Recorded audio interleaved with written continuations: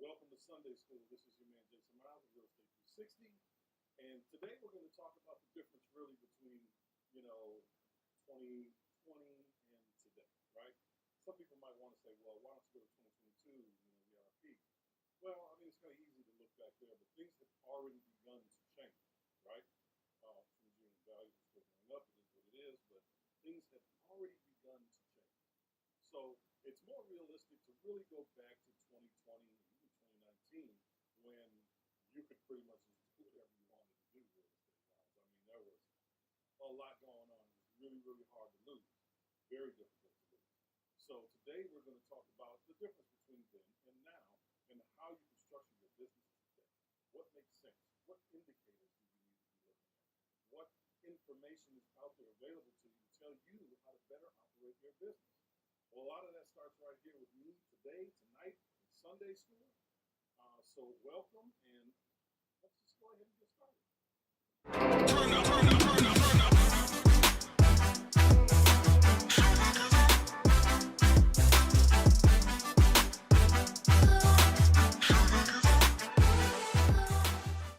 Are you investing in real estate, or you want to invest in real estate, but you've been maybe having a difficult time in the economic climate that we're in? I understand. We all go through it. But if that is you, if that describes you, you want to make sure that you are at this event. This is a live event. And that's Saturday, March 18th in Atlanta. This event is going to walk you through everything you need to do to be successful as a real estate investor. We're going to train you on wholesale, fix and flip, multifamily if that's what you're interested in, raising private capital. We're going to talk about hard money and private money with exclusive lenders that are going to be there to help you with your real estate transaction, regardless of what method it is you choose. We're going to talk about alternative financing methods, basically creative financing, which is something that is absolutely necessary when you're in an economic climate like we're in today. But we're going to teach you how you can take advantage of these things. Again, and that's Saturday, March 18th in Atlanta. If you're serious about real estate investing, this is where you want to be. And again, it doesn't matter if you're an existing real estate investor or an aspiring real estate investor. If you want to get to 2 or 3 deals consistently a month, or you want to scale your business from wherever you are, 3 to 5 deals to 7 deals, 10 deals a month, the marketing strategies that we're going to teach you at this event is what you need to learn.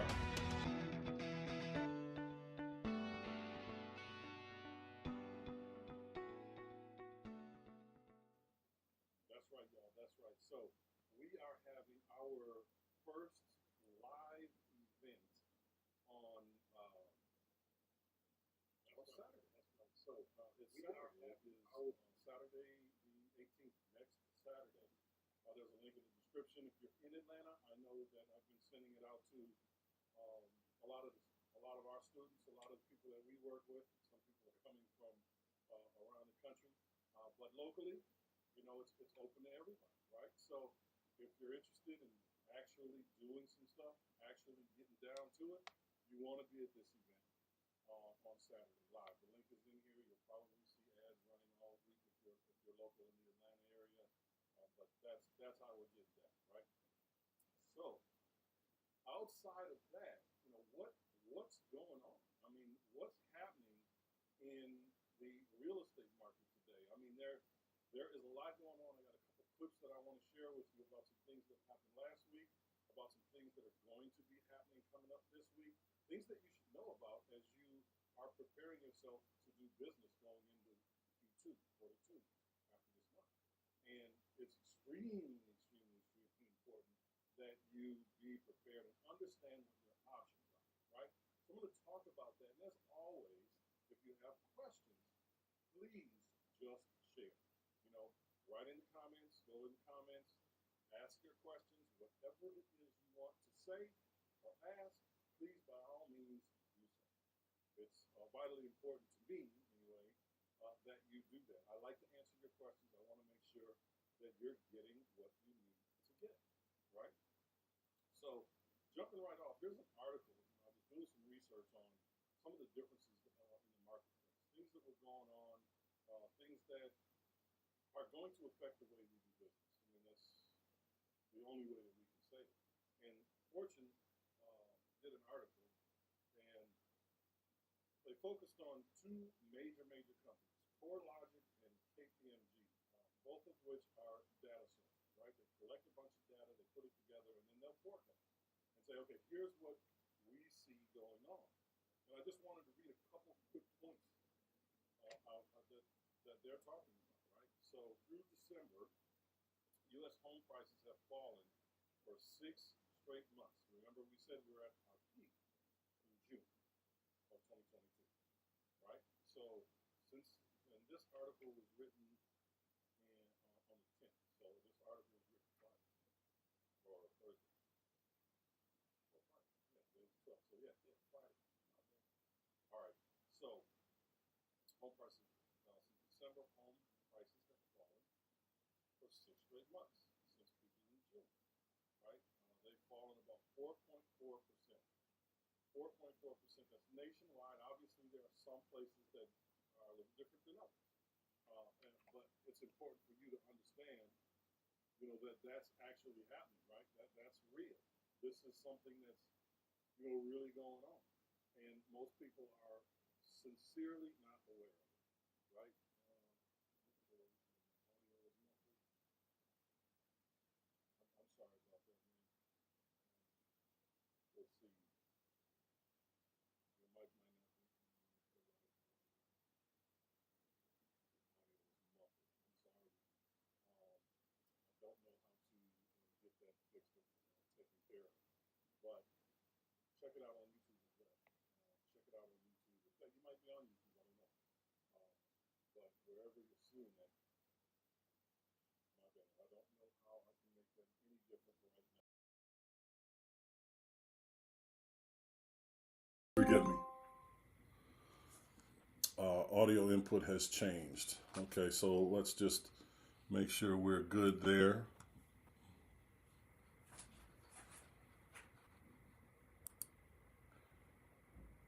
Pardon me for a moment. We just want to make sure that our audio is pushing through well. I don't want you to have any significant issues. So let me go here. Let me hit that. Let's find our output.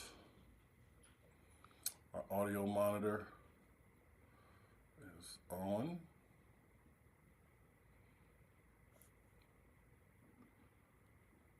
I don't want to take a bunch of time doing this, so I hope that it is doing better.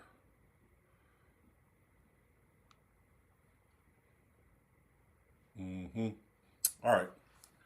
So we're situated there. So anyway, there we have it. That's what the actual numbers are, right? So we know what those actual numbers are and what people are doing. Oh, I thought this was a real good one. If CoreLogic, which is huge, if this is the article, I'm quoting out of the article, if CoreLogic is correct, U.S. home prices would end 2023 with pandemic housing boom gains of 41.2%.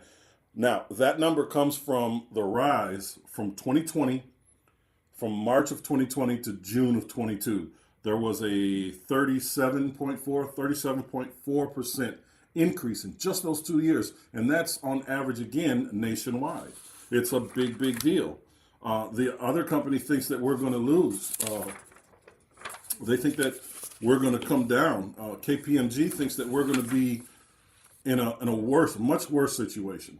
CoreLogic thinks that we're going to, see modest gains, but maybe 3% gains going into by the end of the year. And I don't know, that could be the case. There are a lot of other factors which we'll talk about. Through the year, this is someone else, the banks will have no choice but to tighten lending standards, and that's absolutely correct. I mean, as you'll soon see, there are going to be some more increases in the rate, and that absolutely requires the banks to kind of fall back, reassess the way they are giving out money. So for your typical home buyers, everything's going to change. everything is going to change. So there has to be some kind of a give and take somewhere, right? Home values are going to have to come down if rates are going up. When rates come down, home values are going to wind up going up. That's the cycle that it's been on forever and ever. Amen. I don't see that changing at all, but it is what it is, right? These are real things that are happening, and we need to know about them, because if you're out there wholesaling and you're seeing indicators, market indicators that are saying, houses are sitting on the market. I mean, if you're not doing your research and you're doing real estate all day, every day, or if it's your part-time gig, it's your side hustle that you want to be your main thing, you got to dig. You got to do research and see what's going on. What is going to affect your company? You got to do it. You could get lucky and make a move and figure out a strategy that works right now, but you don't know how it's working. So when everything shifts, you're going to be stuck, because it does have an effect on how we do our business. And you have to know that. You got to know it coming in, right? So whether the market is going up, whether CoreLogic is correct or KPMG is correct, we're going to see that play out in the marketplace here in the next couple of weeks, maybe 3 weeks to a month. We're going to see what that does to the real estate market. I'm telling you now, I believe definitively, based on the information that I got this week, some of which I'll share with you, interest rates are going up by the end of the month. Now, the last time they met in January, it went up, or February, it went up a quarter point. I think it's going to go up more. It has everything to do with consumer spending. Yet again, I won't get into that. But let me go here and share with you what they had to say. I think it's important that you hear what they have to say. And I have two clips. One is a little longer than the other. One is about a minute. One is like 3 minutes. Okay. But I'm going to play one and we can discuss it as we move forward. But I'm going to play this for you. If you have questions about what you hear, please share them with me. They're interesting. Jay Powell back on Capitol Hill today for day 2 of his testimony. He will be in front of the House Financial Services Committee this morning. Stocks tumbled yesterday after his comments that rates may have to go higher to rein in inflation. Watch this. The latest economic data have come in stronger than expected. If the totality of the data would indicate that faster tightening is warranted, we'd be prepared to increase the pace. The latest economic data have come in stronger than expected. If the totality of the data would indicate... Well, look, I'm glad you brought up rates, because we're talking about the 2-year above 5% today. Mortgage rates, just out moments ago, the 30-year fixed rate up again now to 6.79% last week. I mean, Larry, the last time we saw mortgage rates shoot up this way, we saw real demand destruction. People were walking away from their mortgages. A new Fannie Mae survey finds Americans are pessimistic about their personal financial outlook. 31% of Americans said that they expect their personal finances to improve over the next year. But that's the lowest reading since... Now look, I have to say it. 6.79% as she was talking about, that's interest rates for people that have spectacular credit, right? You're getting the absolute best loan, FHA, VA, whatever. It's going to be, you have perfect credit, 780 or better. That's when you're going to get that 6.79% interest rate. And it's going to go up. Now, for the average person, they're looking at 7.5, 7 3/4. They're looking at maybe even 8 to 8.5 on some of these loans that are going to come out. But people believe that it's going to get worse. Some people believe it's going to get better. About half of the country thinks it's going to stay the same. We know things are going to be different. We know things are going to either get better or get worse. It's definitely not going to stay the same. There's no such thing as staying the same, right? None whatsoever. So be clear on that. You got to know that there are things that are going to change. And we're going to jump into this next clip right now, okay? But I needed you to hear what the Fed said. He said in the beginning of this clip, we will probably have to do that, and they're going to do it. He said it when they met last time, that there was a probability, but consumer spending is way up. And a lot of that is being done on credit cards, unfortunately, and that's going to cause another problem later on down the line. So all these things have to be fixed. There's so much that's out of whack right now, and the Fed is trying to, like they said, they're trying to catch up and figure something out. 2010. All right, Diana, thanks very much. Let's get some more reaction to that weak number and what it says now about the health of the housing market. With us on set, Don Peebles, founder, CEO, and chairman of the Peebles Corporation, privately held real estate development and investment company with residential and commercial properties in major U.S. cities, including New York, Miami, L.A., and more. Don, always good to have you with us. Good to be here. Let's talk about those builder sentiment numbers and how they serve as a window on the mood of the market right now. Do they? I think to some degree, yeah. I think, well, the market is very passive right now. They're very concerned. People are reacting to interest rates, the rapid increase in interest rates, which has doubled the cost of a mortgage in about a year. And so there's some serious concern about that. I think we're going to see more and more of a slowdown in some of these key markets. I think there will be some markets that are spared, such as the Sun Belt in South Florida. What are the Okay, so I just got to chime in. So they know that there's going to be some soft places to land. They know that there's going to be some places that are going to be tough, right? And it's real, right? When we look at these things, the people that we're listening to, they're not the talking heads. These are Chairman Jerome Powell. We heard from him in the first clip. It doesn't get any higher than that. Number two, this is a guy that represents a company that is a major player across the country. They have billions and billions and billions of dollars of real estate. So every slight change affects their business, right? So these are the players. These are the people you want to talk to. Pay attention to what they're doing and how they're weathering this storm. Key markets and what kind of housing or residential price declines might we expect to see over the next 12 to 18 months? It's mainly the Northeast. I think you're going to see, prices drop well north of 20%. Really? Yes, because they ran up so quickly. Florida is another story. Now, he talked about the Northeast, and that makes a lot of real sense. Prices went up, but people left there so fast. I mean, they got out of there. Not just the Northeast in general, but out of New York, places like that. Now, are you going to have great opportunities to buy at a steep discount on Fifth Avenue? Probably not. But throughout the rest of the state of New York, or the Northeast in particular, all the places that saw these huge surges in value through the pandemic, those are the places where people left, where you're going to see corrections coming up. I believe that as well. I tell the people that we work with in New York right now, strap up, because it's almost time. Go out there now, start making some connections with people, because as the market turns, you're going to have some opportunities there. Okay. Miami, for example, and South Florida in general, is supply constrained. There is tremendous demand. If you contrast it, say, to New York or California, which both have lost over 500,000 people net in the last 2 years, they've gone to Austin. 500,000 people net. So you heard him say it. Now, there are some that say they lost as much as 700,000, right? Either way it goes, those are huge population decreases for our two, let's just say our two bluest states, right? Those are huge population decreases in a short period of time. It's a tough thing. And we have to remember, that's 500,000 to 700,000 people per state that are leaving. That's tax revenue that's leaving. We're talking about, probably hundreds of millions, if not billions of dollars with 500,000 people. I mean, that's an enormous amount of money.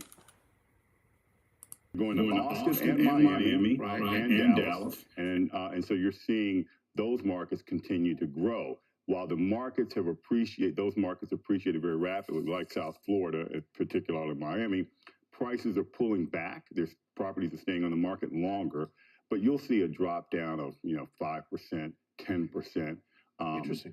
But these other markets, we haven't seen that yet, so that it's what's coming. I thought what Diana said was fascinating about apartments. The most inventory being built now since 1973. This market well. Does that mean rents are going to see significant downward moves as well? Well, no. I mean, so many of these projects were planned before the increase in interest rates. I think new construction, new apartments, owners are going to be in good positions because rents are rising in many of the key markets. And of course, the housing market is pretty straightforward. I think it's real key that They also get into the apartment building, the multifamily side of it, because all of us, a lot of the people, well, the vast majority of Americans are renting, right? So this is a real big issue when rents are continuing to go up. I have a friend that lives in the Dallas-Fort Worth area, and they've got right now 19,000 plus units that are being constructed. That's how much of a shortfall there is in just that city. That's just that city. So at some point when these properties wind up hitting the markets, and if you live in a major area, even a secondary, major area right now, you're seeing construction all over the place. And they're building sky rises, townhouses, because, this is what people want to do. And he's going to hit the nail right on the head. I mean, people are looking for something comparable to what they want to buy, right? They want to have something comparable. So let's get to that. As interest rates increase, fewer people can afford to buy. So many people are priced out of buying, or they can't buy what they thought they were able to buy or what they wanted. They're going to become renters. And so you're going to see the rental product is actually going to improve in terms of quality to replicate home ownership or apartment ownership. So that won't put downward pressure on rents. We're rooting for downward pressure. But housing, I think, is going to hold pretty tight in terms of rental housing. So I'm very optimistic on that, especially in markets like Charlotte, the Sun Belt, Tennessee, Texas, and Miami.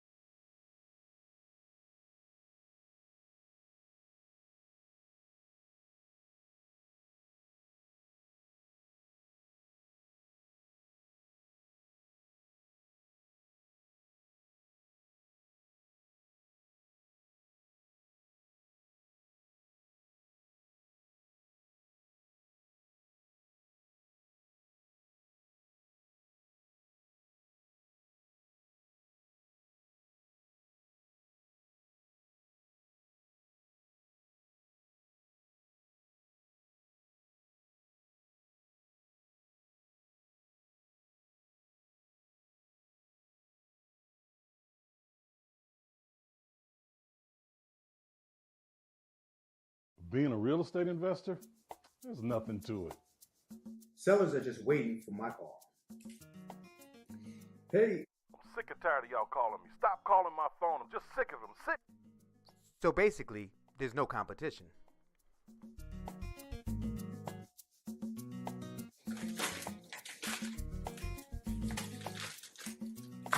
All I have to do is mail these out. Boom. Here comes the money. Real estate. Easy money. Hey, get away from my car.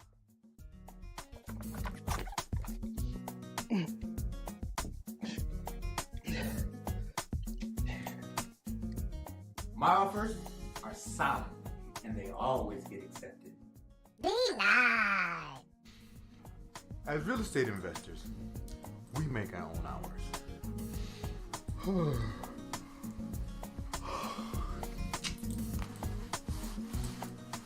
Now all I have to do is put in these bandit signs.